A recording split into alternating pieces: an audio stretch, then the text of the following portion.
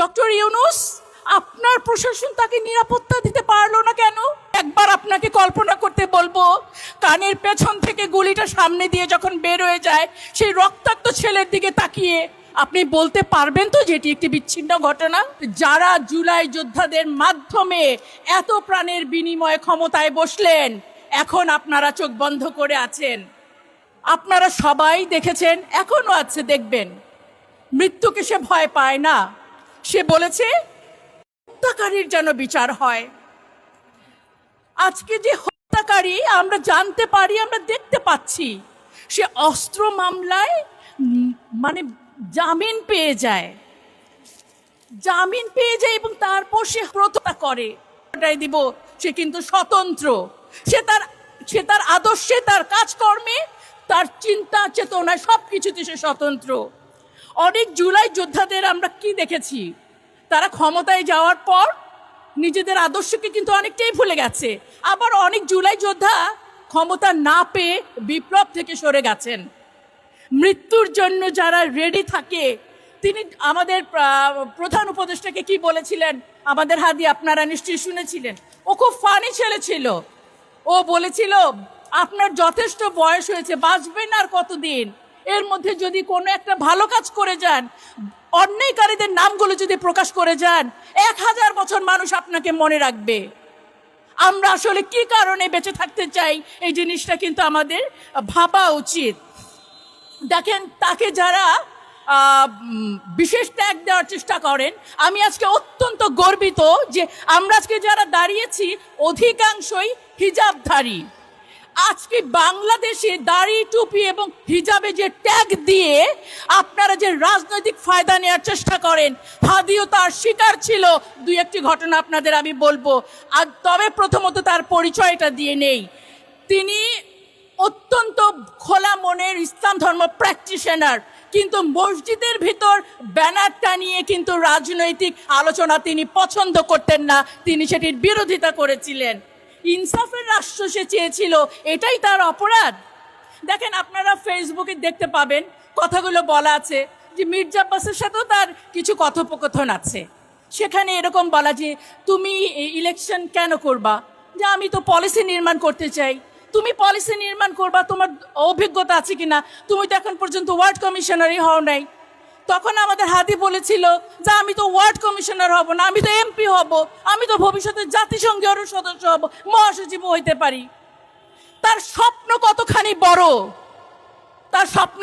বড়, এটা কিন্তু আমাদেরকে একটু চিন্তা করতে হবে। দেখেন, আজকে অনেক মায়েদেরকে এখানে আমি কাঁদতে দেখছি। 32 বছরের হাদি, এমন একজন নেতা, তার একটা বক্তব্য আপনারা দেখবেন ইউটিউবে। সে বলছে যে আমার দলের যারা, সবগুলাকে আমার সন্তান মনে হয়, বাচ্চার মতো মনে হয়। সুবহানাল্লাহ, একটা বাচ্চা বয়সী ছেলে তার অনুসারীদেরকে বলছে, তার দলের লোকদেরকে বলছে তার বাচ্চা মনে হয়। আমি আরো যদি বলি যে দেখেন, জুলাইয়ের পরেও যারা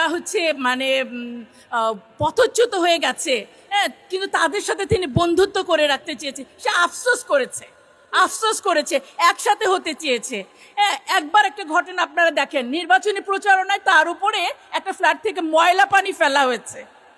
সে উপরে তাকিয়ে বলছে ফেলেন, আর যতবার ময়লা পানি ফেলেন, কিন্তু আমরা কিন্তু ভোট চাই।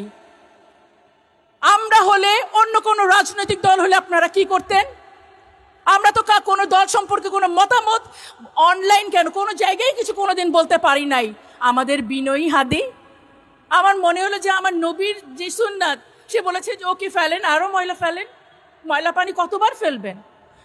আমি আসলে বলে মনে শেষ করতে পারবো না। দেখেন, যে আমরা তাকে যে মুসলিম, আমি তাকে কেন বলছি, সে যখন ডক্টর জাকির নায়েক আসার কথা ছিল, আপনাদের নিশ্চয়ই মনে আছে, তাকে আসার পারমিশনটা দেয়া হলো না।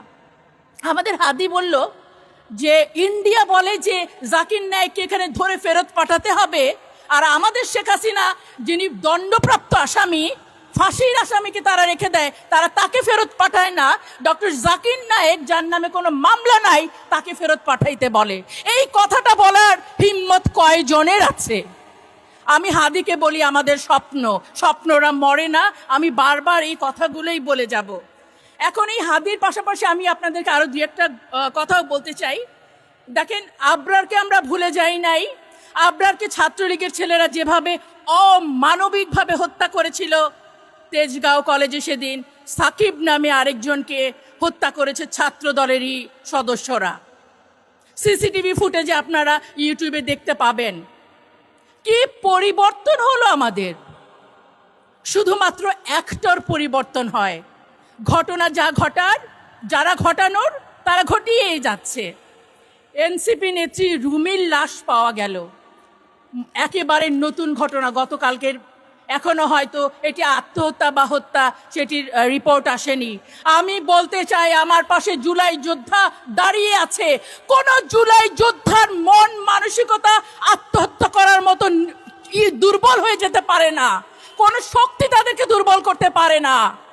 আর যদি সেটা করে থাকেন, হত্যা অথবা আত্মহত্যায় প্ররোচনা, দায়ভার কিন্তু থেকে গেল যারা জুলাই যোদ্ধাদের মাধ্যমে এত প্রাণের বিনিময়ে ক্ষমতায় বসলেন।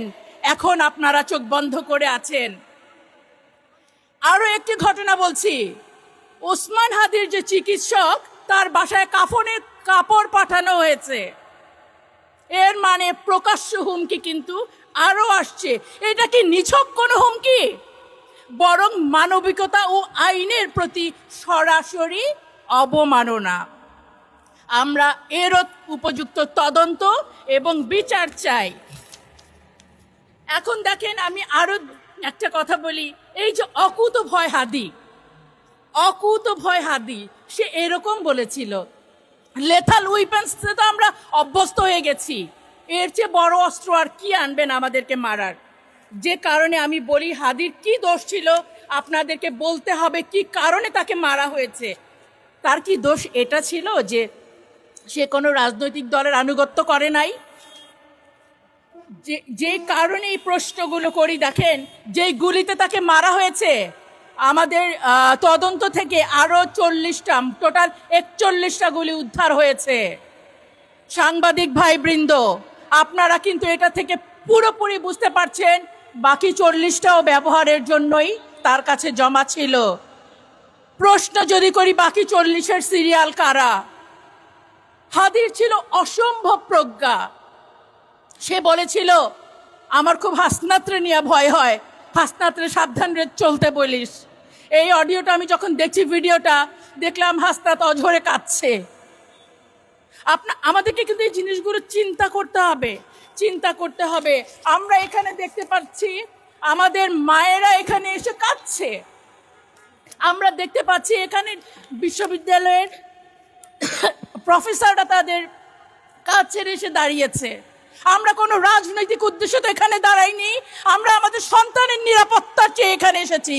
আমরা এখানে কাঁদতে আসিনি, আমরা ফাঁসির দাবি নিয়ে এসেছি, আমরা বিচারের দাবি নিয়ে এসেছি। আবরারের পর হলো জুলাই, জুলাইয়ের পর হাদি, এরপর আর কোনো কিছু হতে দেওয়া যাবে না। কি লাইনটা কি ছিল এক নেতার? যদি আর একটা গুলি চলে, আমি বলতে চাই, আর একটা প্রাণের প্রতি যদি গুলি চলে এই বাংলাদেশে, আমরা বলতে চাই, যাদেরকে দেখছেন আমরা হিজাবি, যাদেরকে আপনারা ট্যাগ দেন, আমি তো প্রসঙ্গ এদিকে চলে আসলাম, হাজির মানে আমাদের যে ওসমান হাদির ঢাকা বিশ্ববিদ্যালয়ের একটু অভিজ্ঞতাও তো আমাকে বলতে হবে। তাকে মাদ্রাসা পড়ুয়া বলে তার পায়জামা পাঞ্জাবির জন্য তাকে কতটা হেনস্থা হতে হয়েছিল, সেই কথাটাও ইনশাল্লাহ আমি বলবো। তার আগে আমি যে এখানে কাঁদতে আসিনি, বিচার চেয়ে এসেছি, সরাসরি চলে যাই মাননীয় প্রধান উপদেষ্টার কাছে।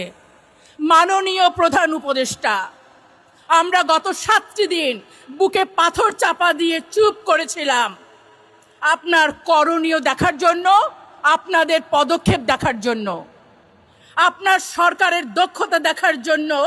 আপনি গত আগামী একদিন জাতীয় শোক ঘোষণা করলেন। যে পরিবারের হাদি ফিরবে না আর কোনোদিন, মৃত্যু তাদের শোক থেকে যাবে।